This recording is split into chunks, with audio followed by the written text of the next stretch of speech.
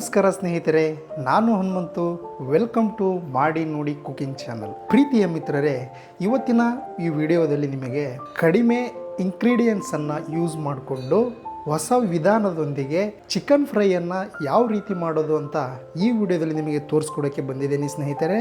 ಬನ್ನಿ, ನಮ್ಮ ಜೊತೆನೂ ನೀವು ಕೂಡ ಮಾಡಿ ನೋಡಿ. ಅದಕ್ಕೆ ಬೇಕಾಗುವಂತಹ ಇಂಗ್ರೀಡಿಯೆಂಟ್ಸ್ಗಳು ಯಾವ್ಯಾವು ಅಂತ ಹೇಳ್ಬಿಟ್ಟು ನೋಡ್ಕೊಂಡು ಬರೋಣ ಬನ್ನಿ. ವಾಶ್ ಮಾಡಿರ್ತಕ್ಕಂತಹ ಅರ್ಧ ಕೆಜಿ ಚಿಕನನ್ನು ತೊಗೊಂಡಿದ್ದೀನಿ, ಹಾಫ್ ಕೆಜಿ 500 ಗ್ರಾಮ್. ಹಾಗೆ ಒಂದು 4 ಟೇಬಲ್ ಸ್ಪೂನಷ್ಟು ಎಣ್ಣೆ, ಅರ್ಧ ಟೇಬಲ್ ಸ್ಪೂನಷ್ಟು ಅರಿಶಿಣದ ಪುಡಿ, 1 ಟೇಬಲ್ ಸ್ಪೂನಷ್ಟು ಗರಂ ಮಸಾಲ, 1 ಟೇಬಲ್ ಸ್ಪೂನಷ್ಟು ಚಿಕನ್ ಮಸಾಲ, 2 ಟೇಬಲ್ ಸ್ಪೂನಷ್ಟು ಅಚ್ಚ ಖಾರದ ಪುಡಿ, ಹಾಗೆ 1 ಟೇಬಲ್ ಸ್ಪೂನಷ್ಟು ಶುಂಠಿ ಬೆಳ್ಳುಳ್ಳಿ ಪೇಸ್ಟು, ರುಚಿಗೆ ತಕ್ಕಷ್ಟು ಉಪ್ಪು, ಸ್ವಲ್ಪ ಕೊತ್ತಂಬರಿ, ಒಂದು 4 ಮೀಡಿಯಂ ಸೈಜ್ ಇರತಕ್ಕಂತಹ ಟೊಮೊಟೊನ ತೊಗೊಂಡಿದ್ದೀನಿ ಸ್ನೇಹಿತರೆ.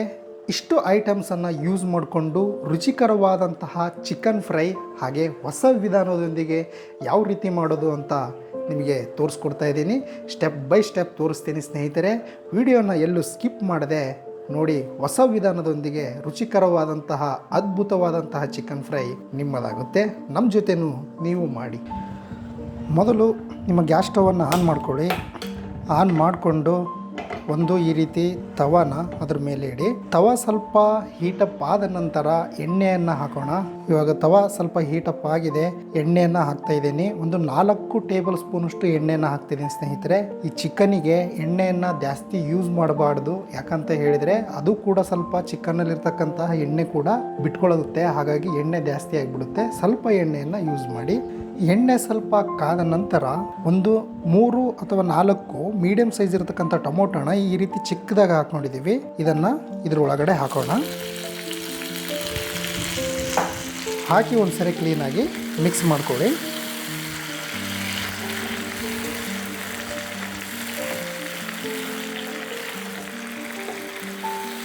ಈ ರೀತಿ ಒಂದು 2 ನಿಮಿಷ ಈ ರೀತಿ ಕ್ಲೀನಾಗಿ ಟೊಮೊಟೊ ಹಸಿ ಅಂಶ ಹೋಗೋವರೆಗೂ ಕೂಡ ಈ ರೀತಿ ಎಣ್ಣೆಯಲ್ಲಿ ಫ್ರೈ ಮಾಡ್ಕೊಳ್ಳಿ ಸ್ನೇಹಿತರೆ. ಇದಕ್ಕೆ ನಾನು ಈರುಳ್ಳಿಯನ್ನು ಯೂಸ್ ಮಾಡ್ತಾ ಇಲ್ಲ ಸ್ನೇಹಿತರೆ. ಇದು ಹೊಸ ವಿಧಾನದೊಂದಿಗೆ ತುಂಬಾ ರುಚಿಕರವಾಗಿರತಕ್ಕಂಥ ಚಿಕನ್ ಫ್ರೈ ಈ ಪ್ರೊಸೀಜರ್ ಮುಖಾಂತರ ಮಾಡಿ ಸೂಪರಾಗಿರುತ್ತೆ. 2 ನಿಮಿಷ ಆದಮೇಲೆ ಚಿಕನ್ ಇದೆಯಲ್ಲ ಸ್ನೇಹಿತರೆ, ಹಾಫ್ ಕೆಜಿ ಚಿಕನನ್ನು ಇದ್ರ ಒಳಗಡೆ ಈ ರೀತಿ ಹಾಕ್ತಾಯಿದ್ದೀನಿ. ಅದ್ರ ಜೊತೆಗೆ ಈ ಸಮಯದಲ್ಲೇ ಅರ್ಧ ಟೇಬಲ್ ಸ್ಪೂನಷ್ಟು ಅರಿಶಿಣದ ಪುಡಿಯನ್ನು ಈ ರೀತಿ ಹಾಕ್ತಾಯಿದ್ದೀನಿ. ಜೊತೆಗೆ ರುಚಿಗೆ ತಕ್ಕಷ್ಟು ಉಪ್ಪನ್ನು ಇವಾಗಲೇ ಆ್ಯಡ್ ಮಾಡ್ತಾಯಿದ್ದೀನಿ. ನೀವು ಕೂಡ ರುಚಿಗೆ ತಕ್ಕಷ್ಟು ಉಪ್ಪನ್ನು ಈ ಟೈಮಲ್ಲಿ ಆ್ಯಡ್ ಮಾಡಿ ಒಂದು ಸಾರಿ ಕ್ಲೀನಾಗಿ ಮಿಕ್ಸ್ ಮಾಡ್ಕೊಳ್ಳಿ ಸ್ನೇಹಿತರೆ.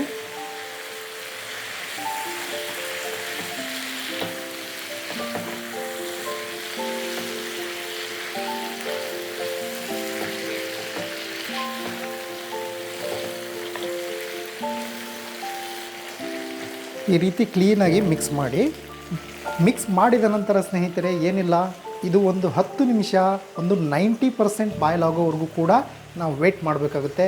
90% ಬಾಯ್ಲ್ ಆದಮೇಲೆ ಯಾವ್ಯಾವ ಮಸಾಲೆಗಳನ್ನು ಇದಕ್ಕೆ ಆ್ಯಡ್ ಮಾಡಬೇಕು ಅಂತ ನಿಮಗೆ ತೋರಿಸ್ಕೊಡ್ತೀನಿ ಸ್ನೇಹಿತರೆ. ಚಿಕನ್ನು 90% ಬಾಯ್ಲ್ ಆಗೋವರೆಗೂ ಕೂಡ ನನಗೊಂದು ಚಿಕ್ಕ ಕತೆ ನೆನಪಾಗ್ತಾ ಇದೆ. ಅದನ್ನು ನಿಮ್ಮ ಹತ್ರ ಹಂಚ್ಕೊಳಕ್ಕೆ ಬಂದಿದ್ದೀನಿ ಸ್ನೇಹಿತರೆ. ಈ ಕತೆ ಏನೋ ಒಂದು ಸಡನ್ನಾಗಿ ಜೀವನದಲ್ಲಿ ಪ್ರಾಬ್ಲಮ್ ಆಗಿಬಿಡುತ್ತೆ, ಅಥವಾ ಏನೋ ಒಂದು ತಪ್ಪನ್ನು ಮಾಡ್ತೀವಿ. ಮಾಡಿದಂಥ ತಪ್ಪುಗಳಿಂದನೇ ನಮ್ಮ ಜೀವನ ಹಾಳಾಗೋ ಚಾನ್ಸಸ್ ತುಂಬಾ ಇರುತ್ತೆ. ಅದನ್ನು ಯಾವ ರೀತಿ ಸರಿಪಡಿಸ್ಕೊಂಡ್ರೆ ಜೀವನ ಉತ್ತಮವಾಗಿರುತ್ತೆ, ಅದು ನಮ್ಮ ಕೈಯಲ್ಲೇ ಇರುತ್ತೆ ಅನ್ನೋದಕ್ಕೆ ಈ ಕತೆ ಉದಾಹರಣೆ ಆಗಿದೆ. ಹೀಗೆ ಒಂದು 500 ಮನೆಗಳಿರ್ತಕ್ಕಂಥ ಒಂದು ಹಳ್ಳಿ.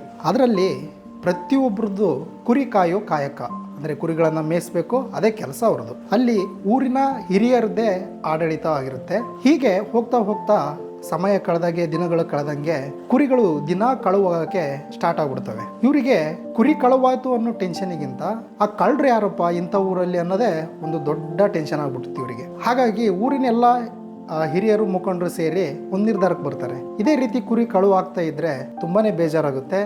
ಅದರಲ್ಲೂ ನಮ್ಮ ಊರಲ್ಲಿ ಕುರಿ ಕಳುವ ಮಾಡುವಂತಹ ವ್ಯಕ್ತಿಗಳು ಯಾರು ನಾವು ಕಂಡುಹಿಡಿಬೇಕು ಅಂತ ಹೇಳ್ಬಿಟ್ಟು ಅಲ್ಲಿನ ಒಂದು 8-10 ಯುವಕರುಗಳನ್ನು ಆ ಕೆಲಸಕ್ಕೆ ಅಪಾಯಿಂಟ್ ಮಾಡ್ತಾರೆ. ಅಂದರೆ ಅವ್ರದ್ದು ಕಂಡು ಹಿಡಿಯೋ ಕೆಲಸ. ಇದೇ ರೀತಿ ಆ ಯುವಕರು ಕೂಡ ದೂರದಲ್ಲಿ ಮರೆಮಾಚಿ ಆ ಕುರಿ ಕಳ್ಳರು ಯಾರು ಅಂತ ಹೇಳ್ಬಿಟ್ಟು ನೋಡ್ತಾರೆ. ಅದೇ ಟೈಮಲ್ಲಿ ಕುರಿ ಕಳ್ಳರು ಕಳವು ಮಾಡೋಕ್ಕೆ ಬರ್ತಾರೆ, ಸಿಗಾಕೊಂಡ್ಬಿಡ್ತಾರೆ. ಅವ್ರಿಗೆ ತುಂಬಾನೇ ಆಶ್ಚರ್ಯ ಆಗ್ಬಿಡುತ್ತೆ.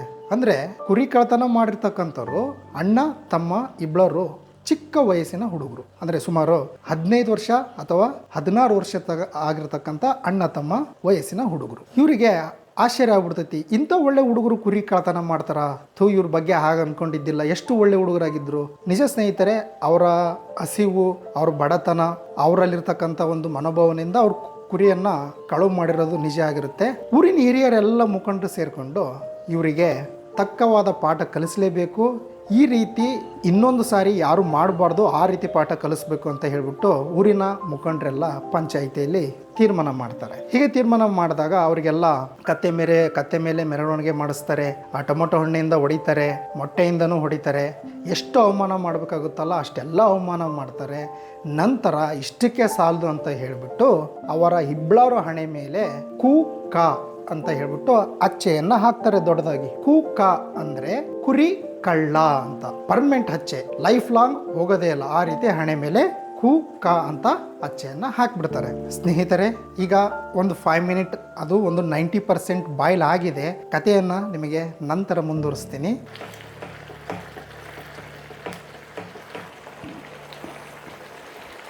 ಈ 90% ಆದಮೇಲೆ ಸ್ನೇಹಿತರೆ ಈ ರೀತಿ ಅದು ಕುದೀತಾ ಇರುತ್ತೆ, ಸ್ವಲ್ಪ ನೀರು ಕೂಡ ಬಿಟ್ಕೊಂಡಿರುತ್ತೆ. ಈ ಸಮಯದಲ್ಲಿ ನೀವು 1 ಟೇಬಲ್ ಸ್ಪೂನಷ್ಟು ಗರಂ ಮಸಾಲಾನ ಹಾಕ್ತಾಯಿದ್ದೀನಿ. ನಂತರ 1 ಟೇಬಲ್ ಸ್ಪೂನಷ್ಟು ಚಿಕನ್ ಮಸಾಲಾನ ಹಾಕ್ತಾಯಿದ್ದೀನಿ. ಹಾಗೆ 2 ಟೇಬಲ್ ಸ್ಪೂನಷ್ಟು ಖಾರದ ಪುಡಿಯನ್ನು ಹಾಕ್ತಾಯಿದ್ದೀನಿ, ಒಟ್ಟಿಗೆ ಹಾಕ್ತಾಯಿದ್ದೀನಿ ಸ್ನೇಹಿತರೆ. ಹಾಗೆ 1 ಟೇಬಲ್ ಸ್ಪೂನಷ್ಟು ಶುಂಠಿ ಬೆಳ್ಳುಳ್ಳಿ ಪೇಸ್ಟನ್ನು ಮುಂಚೆನೇ ರೆಡಿ ಮಾಡಿ ಇಟ್ಕೊಂಡಿದ್ದೆ ಸ್ನೇಹಿತರೆ. ಇದು ಅಷ್ಟು ಮಸಾಲೆ ಐಟಮ್ಸನ್ನು ಒಂದೇ ಟೈಮಲ್ಲಿ ಈ ರೀತಿ ಹಾಕ್ತಾಯಿದ್ದೀನಿ. ಹಾಕಿ ಒಂದ್ಸರಿ ಕ್ಲೀನಾಗಿ ಮಿಕ್ಸ್ ಮಾಡ್ಕೊಳ್ಳಿ ಸ್ನೇಹಿತರೆ.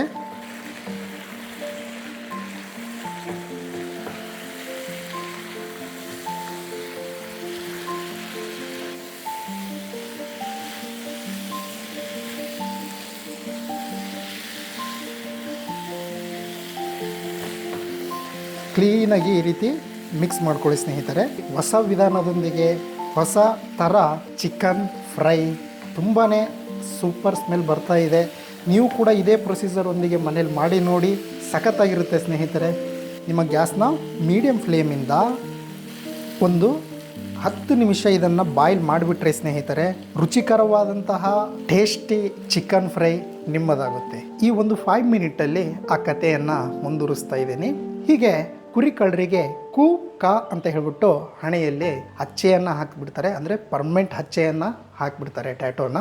ಓಕೆ, ನಂತರ ಇವ್ರ ಕತೆ ಏನು, ಎಲ್ಲೋದ್ರೂ ಕೂಕ ಅಂದರೆ ಏನು ಅಂತ ಕೇಳೋದೆ ಆ ಊರಲ್ಲಿ. ಹೀಗೆ ಏನು ಮಾಡಿಬಿಡ್ತಾನೆ, ತಮ್ಮ ಊರು ಬಿಟ್ಬಿಡ್ತಾನೆ. ಅಂದರೆ ಅವನ ಮನಸ್ಸಿಗೆ ತುಂಬಾ ಜೀವಸೆ ಆಗ್ಬಿಡುತ್ತೆ, ಅವಮಾನಿತನಾಗಿ ಊರು ಬಿಟ್ಬಿಡ್ತಾನೆ. ಬೇರೆ ಕಡೆ ಎಲ್ಲ ಕಡೆನೂ ಹೋದರೂ ಕೂಡ ಅಲ್ಲಿರ್ತಕ್ಕಂಥ ಹುಡುಗರಾಗಲಿ ಹಿರಿಯರಾಗಲಿ ಏನಪ್ಪ ಹಣೆ ಮೇಲೆ ಕೂಕ ಅಂತ ಹಚ್ಚಿ ಹಾಕ್ಸ್ಕೊಂಡಿಯಲ್ಲ ಅಂತ ಹೇಳ್ಬಿಟ್ಟು ಕೇಳಿದಾಗ ಇವನು ಹೇಳೋಕೆ ಆಗ್ತಾ ಇರಲ್ಲ, ಮತ್ತು ಅಲ್ಲಿ ಜಿಗುಪ್ಸೆ ಹೊಂದ್ಬಿಡ್ತಾನೆ. ಹೀಗೆ ಜಿಗುಪ್ಸೆ ಹೊಂತ ಇವನು ಸೂಸೈಡ್ ಮಾಡ್ಕೊಂಡ್ಬಿಡ್ತಾನೆ, ಅಂದರೆ ಆತ್ಮಹತ್ಯೆ ಮಾಡ್ಕೊಂಡ್ಬಿಡ್ತಾನೆ. ಇನ್ನು ಅಣ್ಣ ಮಾತ್ರ ಉಳ್ಕೊಂಡ, ಇನ್ನು ಚಿಕ್ಕ ವಯಸ್ಸು, ಅವನು ನಿರ್ಧಾರ ತಗೊಂಡ. ಇದೇ ರೀತಿ ಜೀವನದಲ್ಲಿ ನಾನು ಹಿಂಗೆ ಮಾಡ್ಕೊತ ಹೋದರೆ ನಮ್ಮ ತಮ್ಮ ಬೇರೆ ಸೂಸೈಡ್ ಮಾಡ್ಕೊಂಡಿದ್ದಾನೆ, ನನ್ನ ಲೈಫಲ್ಲಿ ಹೇಗಿರ್ಬೇಕು ಅಂತ ಯೋಚನೆ ಮಾಡ್ತಾ ಒಂದು ನಿರ್ಧಾರಕ್ಕೆ ಬರ್ತಾನೆ.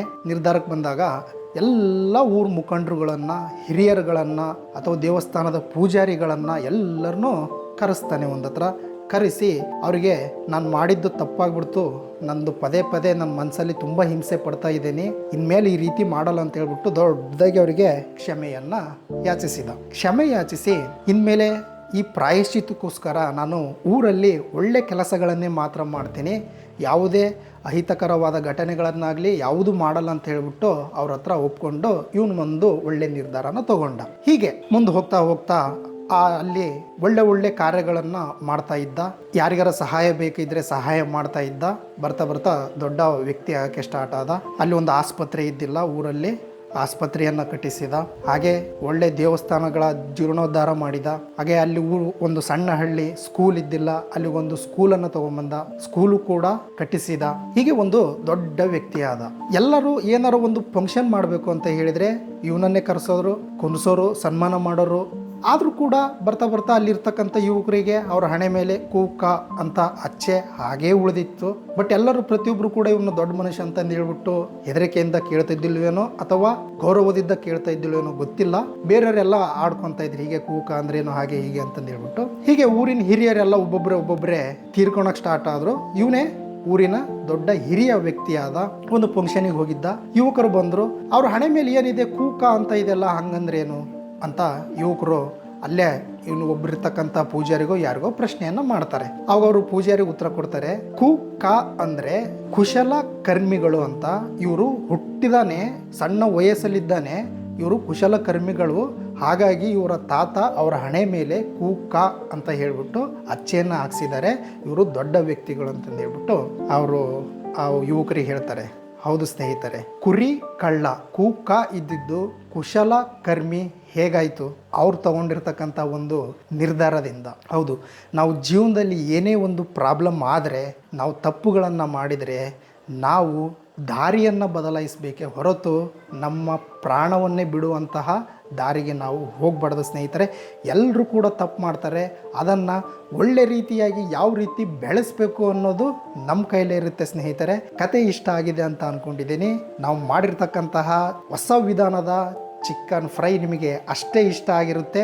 ಬನ್ನಿ ಸ್ನೇಹಿತರೆ, ಈ ರೀತಿ ಒಂದು 10 ನಿಮಿಷ ಆದಮೇಲೆ ಕ್ಲೀನಾಗಿ ಮಿಕ್ಸ್ ಮಾಡ್ಕೊಳ್ಳಿ ಸ್ನೇಹಿತರೆ. ಸ್ಮೆಲ್ ಕೂಡ ಸೂಪರಾಗಿ ಬರ್ತಾ ಇದೆ. ನೋಡಿ ಎಷ್ಟು ಸೂಪರಾಗಿ ಕಾಣ್ತಾ ಇದೆ. ಹೊಸ ವಿಧಾನದೊಂದಿಗೆ ಚಿಕನ್ ಡ್ರೈ ಸಖತ್ತಾಗಿ ಕಾಣ್ತಾ ಇದೆ. ನೋಡಿ, ಈ ರೀತಿ ಒಂದ್ಸರಿ ಕ್ಲೀನಾಗಿ ಮಿಕ್ಸ್ ಮಾಡ್ಕೊಳ್ಳಿ. ಮಿಕ್ಸ್ ಮಾಡಿಕೊಂಡು ಕೊನೆಗೆ ಕೊತ್ತಂಬರಿ ಏನಿರುತ್ತಲ್ಲ ಸ್ನೇಹಿತರೆ, ಕೊತ್ತಂಬರಿಯನ್ನು ಕೊನೆಗೆ ಈ ರೀತಿ ಆ್ಯಡ್ ಮಾಡಿ. ಫ್ಲೇವರ್ ಸೂಪರಾಗಿ ಬರುತ್ತೆ. ಕೊನೆಗೆ ಕೊತ್ತಂಬರಿಯನ್ನು ಆ್ಯಡ್ ಮಾಡಿ ಒಂದು ಸರಿ ಕ್ಲೀನಾಗಿ ಮಿಕ್ಸ್ ಮಾಡ್ಕೊಂಬಿಡಿ. ಈ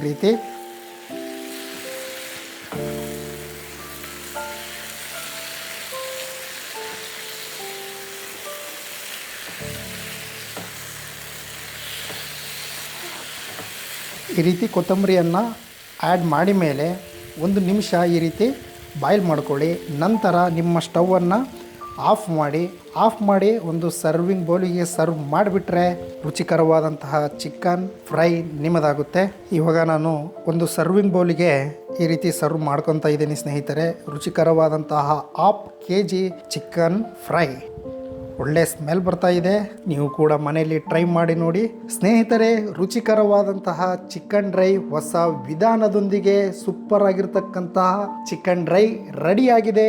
ನೀವು ಕೂಡ ಮನೆಯಲ್ಲಿ ಟ್ರೈ ಮಾಡಿ ನೋಡಿ. ಇಷ್ಟ ಆದರೆ ಒಂದು ಕಮೆಂಟನ್ನು ಹಾಕಿ, ಹಾಗೆ ನಿಮ್ಮೆಲ್ಲ ಸ್ನೇಹಿತರಿಗೂ ಕೂಡ ಶೇರ್ ಮಾಡಿ. ಇದೇ ರೀತಿ ಹೊಸ ವಿಧಾನದೊಂದಿಗೆ ಅಥವಾ ಹೊಸ ರೆಸಿಪಿಯೊಂದಿಗೆ ನಿಮ್ಮನ್ನು ಖಂಡಿತವಾಗಿ ಭೇಟಿ ಮಾಡ್ತೀನಿ ಸ್ನೇಹಿತರೆ. ಅಲ್ಲಿವರೆಗೂ ಬಾಯ್ ಬಾಯ್.